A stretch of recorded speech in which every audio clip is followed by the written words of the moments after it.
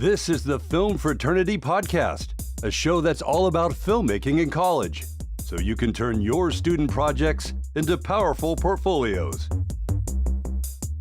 And now, here's the host of Film Frat House, Zach Sabo.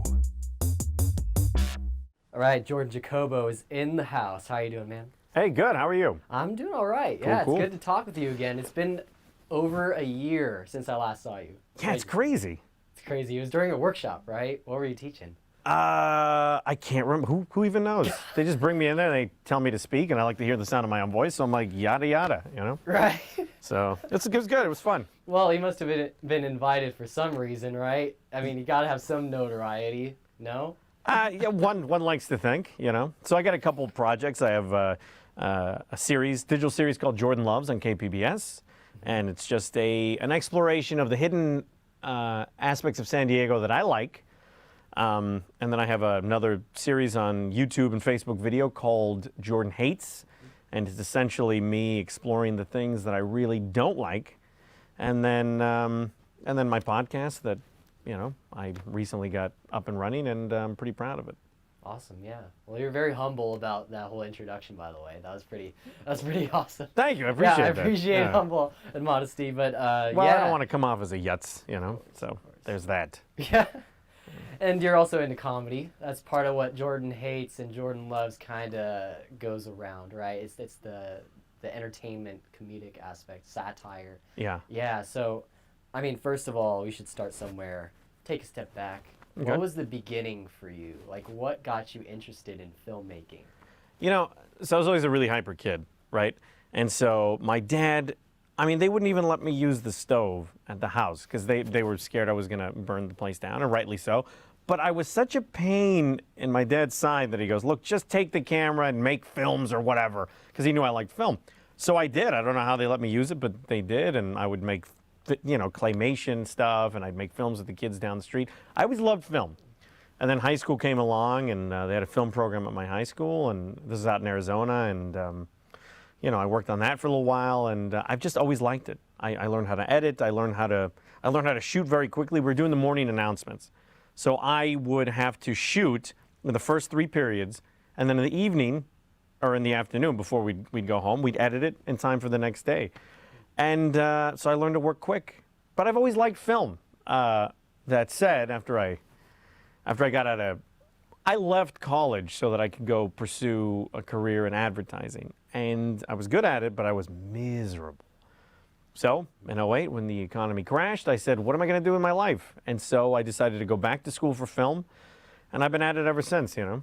And I got a late start, but better late than never, I think. Right. And honestly, for me, I decided, because film hasn't been as lucrative as advertising was, I'm sure you can imagine. But like I told my parents, I would rather fail at film than succeed at anything else. And it's made all the difference in my life, you know? That's awesome. That's passion right there. That is passion, And it's so funny because I'm holding this notebook. Yeah. Obviously, no one can see it, but it says, I'll read it. Workshop Week 6, Jordan Jacobo guest speaker, dated July 24th, 2018. So this is the first time I saw you in person. I heard about you in the circles of Film Consortium San Diego. Cool. Before that, when I was like doing editing for Jody Silly, who, by the way, if you haven't listened to that podcast, episode 1, anyway, I was so bad. But, yeah, no, if you haven't listened to that podcast, you know, and you're having trouble sleeping, pop it on, because Jody Silly, I'm not saying she's boring, she's just a soothing voice. Yeah. But also she's boring. I'm kidding, she's an interesting person. Right. So. Yeah, and I wanted to point out the first point on this sheet says, you pursued marketing for about 6 to 7 years, didn't work out, it was a nightmare. Can you talk about that a little bit more? So, okay, so it was marketing and advertising, right? And I did well, but I had to give 110%, which is okay. But from it, I learned never to give 110% to something I don't love, I'm not passionate about. And I made decent money, but I constantly was on the clock. I had to go to, you know, I had to schmooze clients, and I had to do this, and the corporate world is cutthroat. It's not that the entertainment industry isn't as well, but at least I'll get my throat cut for some stuff that I like, not for advertising. So I was doing well, and then the economy crashed, and in the space of a month, I went from doing very, very well to being completely out of a job. And it's a shock to the system. But there was this weird underlying sense of relief that I said, oh my God, why am I happy? Why, I got bills to pay. But I was happy because it's almost like Tyler Durden says in Fight Club, it's not until you've lost everything that you're free to gain anything. Mm-hmm. And that was kind of true for me. I mean, I was back to square one, and I said, all right, now I can pick myself up and reimagine my life the way I want it. So yeah. I can't believe I told that story at the workshop. That's Boy, so funny. Bleak. Yeah. Pretty bleak. But the reason why I asked too is like I'm doing a business minor. So is there anything at all that you learned in your curriculum there that like transferred over to film? Yes. Okay. So advertising, because I didn't get a degree in it. I just got a job. And so I learned on the job.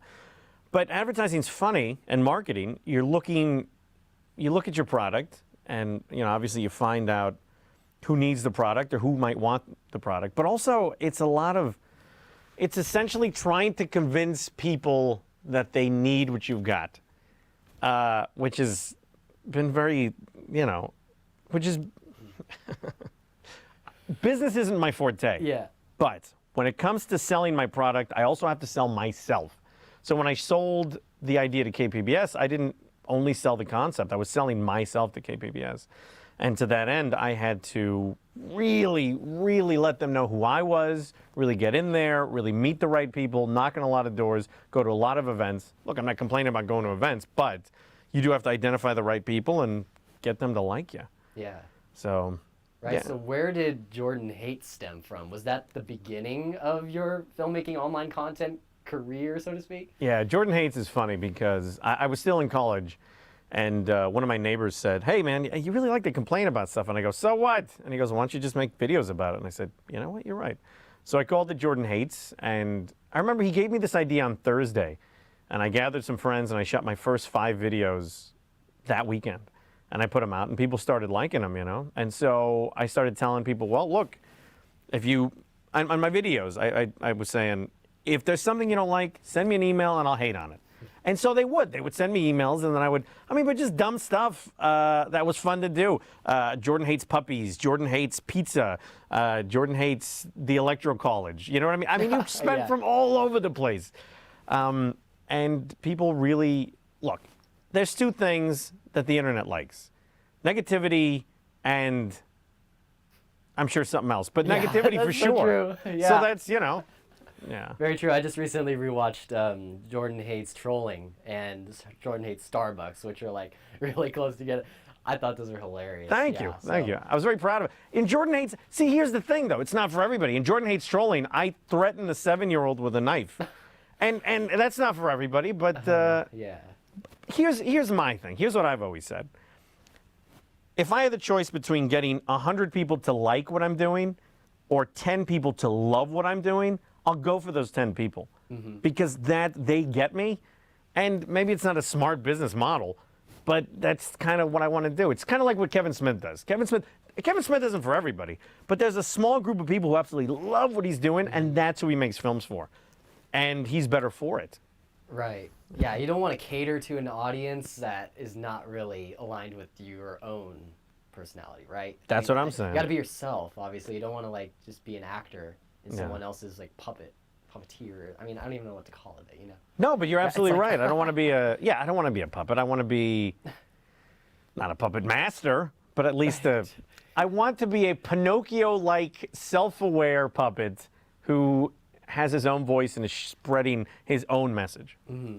So. Right. Yeah. So going into the short skits that you basically wrote for Jordan Hates, when was the point where you got contacted by or pitched by KPBS to do Jordan Loves? So our mutual friend Jody Silly with the Film Consortium was in charge of rolling out a thing called the Explore program with KPBS. And every year KPBS takes submissions from anybody. I mean, they take submissions from people that aren't even in the media, just regular people, which is very refreshing. Mm-hmm. And I had done some work with KPBS in the past. There was a short series. It was just a mini series called Permission to Speak Freely. And they pretty much talked about U.S. Army veterans and their experiences in the Army, out of the Army, the military in general. And I sort of collaborated with Justin Hudnall on writing some of that. And it was a good experience. I liked KPBS. I liked the way they operated. I liked the people. And most importantly, I got them to sort of see my voice. And so when it came time to pitch a series, I actually pitched something entirely different. I pitched a series in which I pick a neighborhood, and then I go to a coffee shop, a restaurant, and a bar. And John Decker said, "Nah, we don't want any of that." And I said, "All right, well, that's that." And he says, "What about Jordan loves?" I go, "What is Jordan loves? I do Jordan hates. Jordan doesn't do love." Yeah. And he goes, "Well, do you want to explore it?" I go, "Yeah, I'll give it a whirlsies." Explore with air quotes. Yeah. And so they gave me some money for the pilot, and I did it, and they liked it, and I liked it. It's weird because sometimes being hateful gets heavy. You know what I mean? And after a while, I'm like, ugh, can I just talk about something I like? And I like San Diego, so there we go. Yeah. That works. Yeah. So what was the one video that KPBS probably looked at as like if any, if there was one video KPBS saw that made them want to do Jordan Loves, what was it? It was maybe my least offensive video. I did a Jordan Hates Halloween. And in Jordan Hates Halloween, I give some historical background, but I also put my own manner of jokes. So for instance, I say trick-or-treating went out of style in the 1940s due to rationing, which is true. And I said, but it was brought back by the greedy egg and toilet paper cartels who wanted to make money off of sinister teenagers. Obviously not true. But KPBS understood my humor, thankfully, and they said, you know what, we want to do that, but we want to do it with a more positive bent. And I said, what does that look like? And they said, well, you can still be a cynical, but just smile once or twice. And I said, yeah, I can crack a smile, you know. I can learn to do anything. And so I did. I learned to smile, and it hurt. But, you know, I did it, and, yeah, the rest is history, I guess. How long did that go on for? And what was it like to produce or be the host of Jordan Loves versus Jordan Hates? Was it more structured, formal? Like, how would you describe that? It was a lot more formal because Jordan Loves actually had not only a network behind me with KPBS, but a team. But thankfully, they let me put my own team together. So I brought on Allie Lennox as producer. I brought John Freeman and Oscar Velasquez as cinematographers. Jackie Binto as a fantastic editor. Aidan Keltner as he's one of the best production. He's a jack of all trades. Yeah, no kidding. Yeah, I worked with him before. Yeah, he's fantastic. So you know. Yeah. And so we put him together, and yeah, I mean we just shot. It was nice to be supported by an entire team. That said, I still had to produce the things with Allie Lennox, but I still had to direct them and star in them, and it's overwhelming. It gets heavy. I mean, we would put in 10, 15-hour or 10, 12-hour days, and then we'd all go home and crash, and then we'd have to do it again the next day. Yeah. And it was heavy, but it's the kind of effort that I would put into film. It's not the kind of effort that I wanted to put into anything else. So ultimately, it was worth it. You know what I mean? Yeah. It's like Charles Bukowski says, find something you love and let it kill you. There you go. Yes, it's dark, but That he's is pretty- right. Yeah, it's bleak. But I'd rather be killed by something I love than... I don't know. Actually, now that I think about it, I don't know. Maybe I'll choose life. Who knows? There you go. So, you're also assisting in writing. You know, you're. I've heard anyway from the community that you help others write their scripts. What's good writing in your opinion? Good writing is writing that doesn't suck. Which I'm sure is pretty vague, but okay. Here's good writing. So my deal is this: I am obsessive about plot holes. I am obsessive about interactions that don't seem forced or convenient, or reactions to things that seem ridiculous to me. I think good dialogue is dialogue that I can see real human beings saying in the real world. And I know it sounds basic, but I think a lot of people that don't understand human behavior probably don't have any business doing any writing. I mean, so getting back to the writing thing, yeah, I'm a writing consultant, and a lot of people come to me and they say, hey, look, can I get notes on this?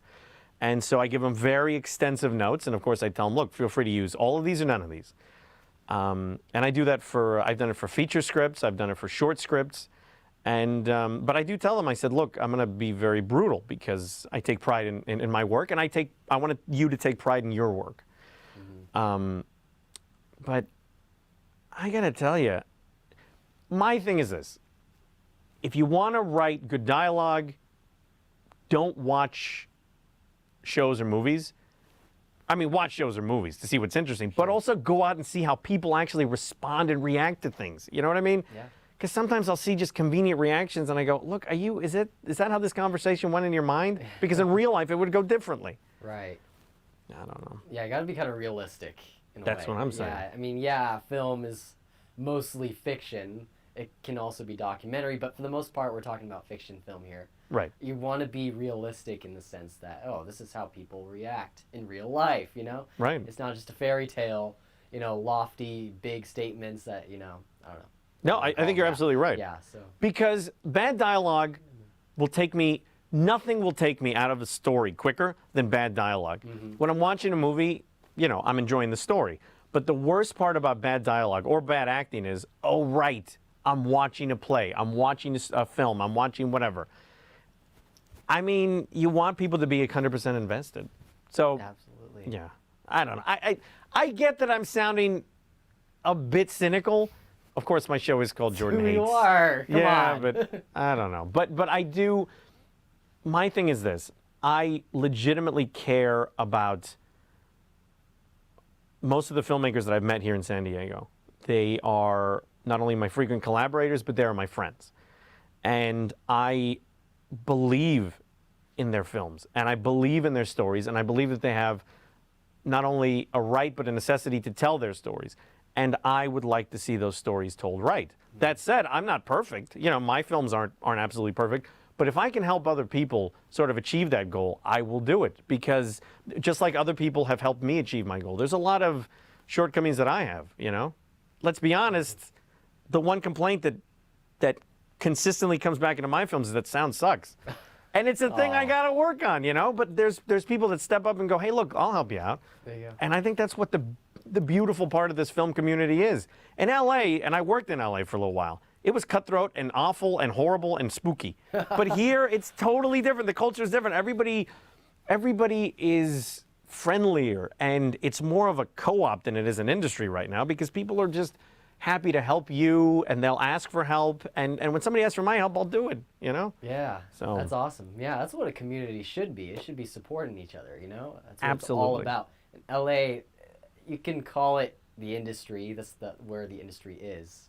Yeah. But as far as a community, that is pretty arguable, honestly. Absolutely. Absolutely. So as far as writing, what's it like to write for, say, a short narrative film versus scripting for online YouTube content like you did for Jordan Hates? Well, I'd say the biggest difference is this. You need to be quick. I mean, if you're writing for online, you got to get to the point immediately, which I don't mind doing. My philosophy for writing, because my Jordan Hates episodes are all about a minute to a minute and a half long. Wow. They're very short, but I come from the background of, you know, commercials. If a commercial can tell an entire story in 30 seconds, there's no reason that I can't do it in a minute. You know, there's just no excuse. So anybody who takes forever, I don't have patience for them. That said, for scripts, even short scripts, I like a slow burn. I like a film that immerses you in their world and introduces you to the characters first, and then it shows you what it's all about. I mean, to me, a slow burn is fantastic, and it's almost luxurious for me. Yeah. You know what I mean? Because I mean, I'll watch some films, and 20 minutes in, I go, what is the deal? Yeah. But if I'm still intrigued, they've got me, and they've done something right, and they've got my attention, and they've got my time. Okay, so you got to hook people in essentially and keep their attention. Audience retention rate, right? Absolutely. I think that's a lot of what, you know, content creators on YouTube are going for. Yeah. Is that right? Is that, you know, people might want to drop off and not finish the video, right? Yeah. So making them short like that makes sense. Yeah, absolutely. And get to your point quick, because I had a buddy who had a 10-minute video on YouTube. And I said, 10 minutes, really? What kind of, I mean, we're not going out, buddy. I'll give you 30 seconds. And if it doesn't capture me, even if it does capture, I don't have 10 minutes. Yeah. So my videos are a minute long. But you know what? People will go, I'll give them a minute. I got a minute. And they'll watch it and they'll go, okay, the next one is 70 seconds, I'll watch that one. Oh, the next one is 45 seconds, I'll watch that one. And before you know it, they've watched 20 of my videos, and 30 minutes has gone by, but they've watched 30 minutes of my content because I make it digestible, and I don't assume that they're going to give me all of their attention. Assume that people aren't going to give you more than 5 seconds, because they probably won't. So capture their attention right off the bat. It's good advice, yeah. Thank you. Yeah, so about YouTube, which is where Jordan Hates lives right now. It's always been on YouTube, right? And it's moving to Facebook video a little bit. Oh, okay. Yeah. Okay, cool. So as far as building a successful channel or I don't know what you would call it else, platform, for your content, what other tips would you have for new people coming in right now to make new content on YouTube or Facebook? I would say be consistent. If you say you're going to release a video every Wednesday, release it every Wednesday at the same damn time. And don't give up, which I know sounds trite or whatever, but the fact of the matter is this. It took me about a year to get anybody to really start watching Jordan Loves, but I did it because I wanted to express myself. So I figured, nobody sees it. Who cares? It's for me. But then people started liking it. I was like, hey, great. But yeah, I mean, give it a couple months and really keep at it and give it a good product, because the fact of the matter is this. In 6, 7, 8 months, maybe even a year, somebody's going to discover one video that's interesting of yours, and they're going to go, hey, this is good stuff. I wonder what else they got.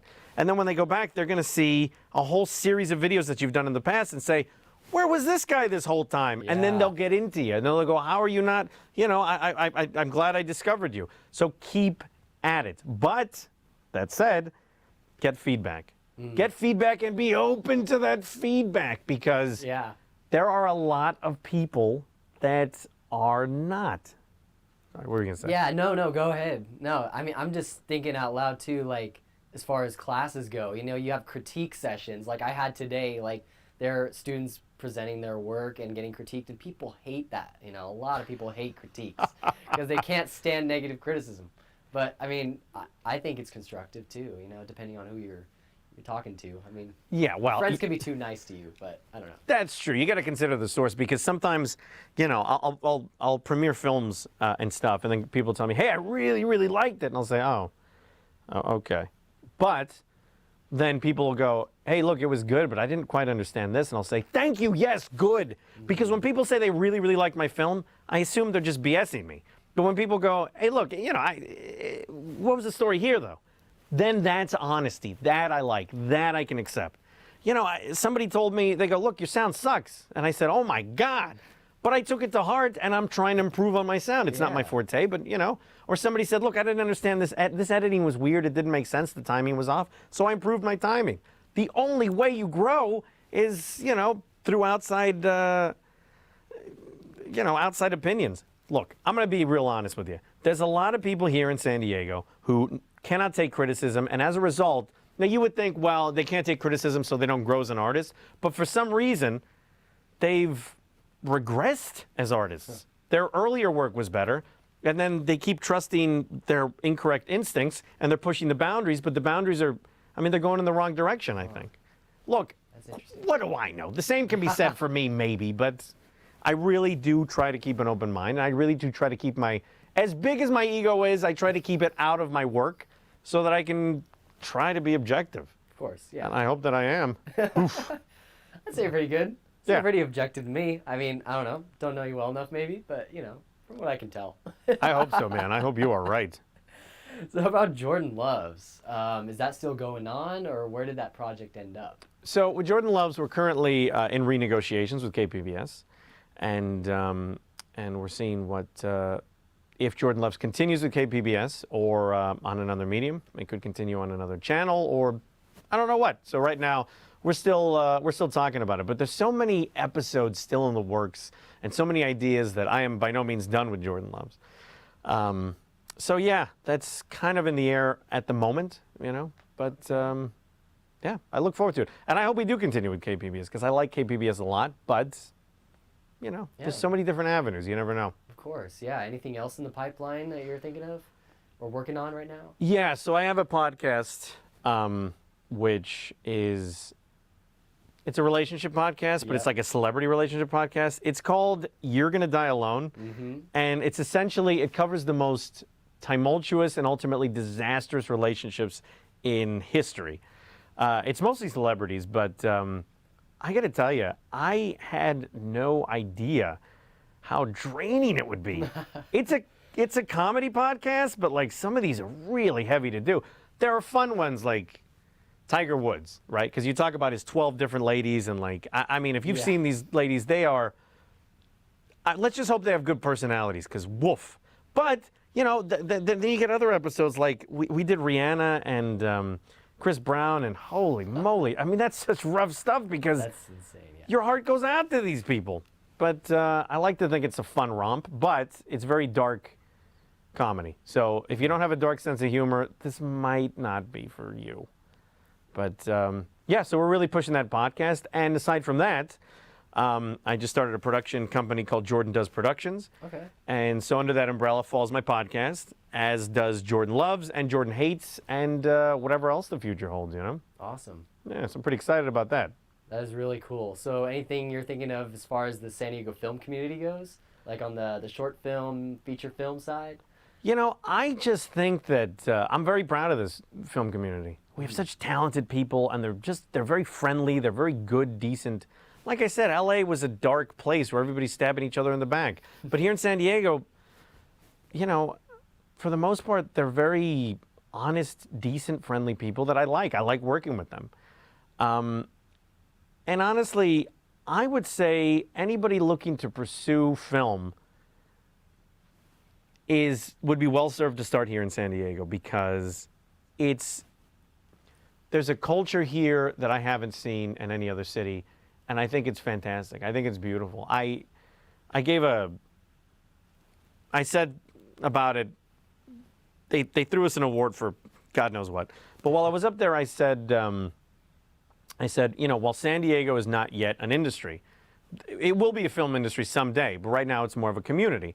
But it is such a beautiful community in which, we help each other out and whatnot, that I think that when it does become an industry, we're going to look back on these times and agree that this was probably, I said finest hour because, I'm a Yutz who loves Churchill and stuff. I shouldn't have plagiarized from him. I should have said, look, we're going to look back fondly on these times. What are you going to do? Yeah. But I really do believe that. I think it's a good time to be a filmmaker in San Diego. And I think if you're a filmmaker in San Diego now, there's a feeling that you're getting in on the ground floor of something. Okay. I hope that's true. I hope so too, because I'm a film student right now, and I could use that encouragement, man. I hear you. Well, can I tell you something, though? Yeah. You seem to be doing it right, because you're getting involved with a lot of organizations, and you're meeting people. You're pounding the pavement. Anybody listening to this, do that. Do that and get yourself on sets. Because the fact of the matter is this. Look, when I was putting my crew together for Jordan Loves, yes, I was looking for the best people, but more importantly, I was looking for people that I could stand, people that I could have a 10-hour day with and not want to strangle at the end of the day. Right. I think the best advice that I can give to someone looking to break into film, be pleasant for God's sakes. Don't be a douche. Yeah. Because prima donnas, let me tell you something. I've known people that are maybe the best editors or the best cinematographers, but I don't want to work with them because they are unpleasant. Mm-hmm. So be pleasant, meet people, because at the end of the day, people are going to call you to work on their projects, and that's how that works. Get FaceTime in, let them know who you are, and let them know that you're pleasant for God's sake. Right. And then when opportunities come and crews are put together, you're probably going to get a call to be on a good crew on a good project. Yeah. That's like the number one tip I hear from people is like, just be nice. Just be nice to people, and it'll get you so far. True. I don't know. Nobody wants to work with someone off-putting. Yep. It's the worst. Exactly. You have any other tips for film students like me who are just starting out, or maybe even high school, who are thinking about film school as an option? So, I think the biggest benefit there are two benefits to film school. Obviously, to learn the craft. And the other one is to make connections. That said, if you want to get into film, here's what I did. I went back to school, but I just took film classes because I wanted to learn the craft and I wanted to find mentors and make connections and other people that were making films. The moment I felt that I had a good grasp on stuff, I left. The first day of class, my professor said, if you're serious about film, I mean, if you really want to be making film, what are you doing in school? Go out and make film. Right. But that's the thing, I didn't have the skills. But once I developed those skills, I went out and I pounded the pavement. And when I found out that there was a film community, I made my way into that. Do you know how I got into this film community? How? I don't even know the story. Okay, so I didn't even know there was a film consortium. I had just come back from LA and I said, ugh, I was disheartened. And I go, you know, what a cutthroat industry. But then I found out that there was one in San Diego and I go, maybe I can try to do it locally. So I found out that there was a cinematographer that was having a birthday party. And I said, well, there's bound to be film people there. And I didn't know the guy. A friend invited me and then he decided to not go at the last minute. I said, what the hell with it? I'm just going to crash the party. I didn't know anybody. But I went. And so when the guy came around and said, hey, who are you? I go, hey, my name's Jordan. I crashed your party. And he goes, cool. Let me introduce you to people. So he introduced me to people that I work with today. He introduced me to Jody Silly, Lou Martinez. He introduced me to John Freeman. He introduced me to people that, you know, ended up becoming my friends and collaborators. Because the thing is, like I said, it's a friendly community. Yeah. And they're willing and eager to accept you because, you know, it's just the culture of film here. Yeah. So, look, this is going to sound basic and it's going to sound obvious, but the fact of the matter is get out and do it. Don't talk about making a film, do a film. Go out there and just, even if it's a bad film, make a film. Preferably make a good film. Right. But, you know, if it isn't, whatever, that's just the way it goes. Yeah. But get out there. Even if your first film is crap. My first 20 films were crap. And now, finally, they're starting to not kind of be crap, and I'm grateful for it. But learn the craft, for God's sake. Exactly. Yeah, yeah. And for people starting out, too, you know, there's this notion that people have that, like, they got to be in LA or New York to succeed. Yeah. And obviously, with the San Diego community, that's not true. But even outside of California, for people who may not even be near, like, the level of equipment we have or network that we have. True. But what can you give as an encouragement to them? I'm going to say this. 10 years ago, that might have been true. Now, you can shoot on 4K for very cheap. I mean, you can afford, heck, you can make a film on your phone. Yeah. And the method of distribution, look, in the 70s, if somebody had a good idea, he couldn't just shoot it on his phone and put it out there and become a star because, I mean, you had to hook up with an organization, right, with a studio. But now, you got a good idea for a film, make it. Shoot it yourself, even if it doesn't look beautiful. If the concept is good, I mean, look at the Blair Witch Project. Holy crap, it looked like garbage, but it was a good concept. And now people are doing that every day. The method of distribution is in our hands now. And the tools to make our art are so affordable and accessible that there's no excuse for you not to do it. And you can do it from anywhere. If there's some dude living, you know, on a farm in the middle of a cornfield in Iowa, he can still make a film that's interesting. Well, hopefully it'll be interesting. Yeah. And he puts it online. And if people like it, it's great. If people don't like it, great also. Learn from it and move on. There's no reason for anyone to say, well, you know, I can't because, no. If they can't, it's on them because they don't want to and they're just using it as an excuse. At this point, you want to make a film, do it. Yeah. Absolutely, yeah. Great advice. Yeah. Boy, sorry I got all wound up there. I'm a passionate guy. Of course you are. Yeah, I know that. You just watch a little bit of Jordan Hates and you'll see. I mean, which, by the way, you should. It's on YouTube. Yeah, please do. It's on YouTube and Facebook video. And Jordan Loves is also on kpbs.com. It is on KPBS's Facebook video. And there's also another Facebook page. And then my podcast, You Are Gonna Die Alone, which is a U and an R, is everywhere podcasts can be found, I guess. Sure, yeah. It's on the internet somewhere, the murky waters of the internet. Well, you got to type it U-R, the letters, right? Yeah, it's a U and an R. We really messed up in doing that. Really? Yeah, because... Sorry. Can I tell you this? Yeah. So we released them, and I couldn't find them because it's my podcast, and I forgot we spelled it with just a U and just an R, Gonna Die Alone. I mean,